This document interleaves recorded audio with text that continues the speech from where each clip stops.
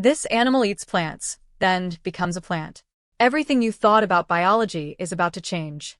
Meet the incredible Elysia chlorotica, a sea slug with a shocking secret. It's rewriting the rules of the animal kingdom. This tiny mollusk consumes algae, but it doesn't just digest them.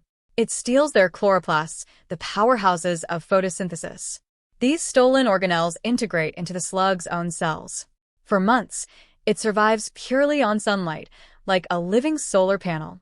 This process, called kleptoplasty, blurs the lines between animals and plants, showcasing nature's wildest evolutionary shortcuts.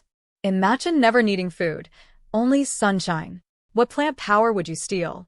Comment below. Subscribe for daily biology deep dives.